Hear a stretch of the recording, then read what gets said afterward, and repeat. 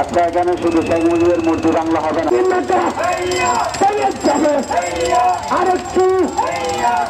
বুধবার আমরা এই মূর্তি অপসারণের দাবিতে আমরা ফ্যাসিস্ট বিরোধী ছাত্র জনতা রাঙ্গামাটি জেলা পরিষদ ঘেরাও কর্মসূচি ছিলাম। ফ্যাসিস্টরা এখন রাঙ্গামাটি পাহাড় থেকে আমরা মুছে দিচ্ছি, এটাই আমাদের। আর এই এখন মুছতে পেরে আমাদের খুবই ভালো লাগতেছে। তো আমরা চাই বাংলাদেশে যাতে করে কোনো প্রকারই নতুন করে কোনো ফেসিস্ট জন্ম নিতে না পারে। এই ফেসিস্টের যে মূর্তি আজকে ভাঙা হচ্ছে এর দ্বারা যেন মানুষ শিক্ষা নিয়ে ভবিষ্যতে যাতে করে কোনো ফেসিস্টকে কেউ প্রশ্রয় না দেয়।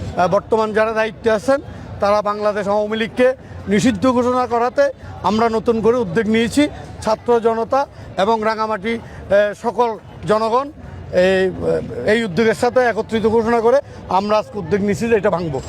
আমরা বুঝছি যে ওনারা স্বৈরাচারের এই জিনিসটা ওরা সরাবে না, তাই আজকে আমরা পুরো রাঙ্গামাটিবাসীকে নিয়ে এখানে সকল দলের সকল মতে ফ্যাসিস্ট বিরোধী সকল সদস্য আছে এখানে।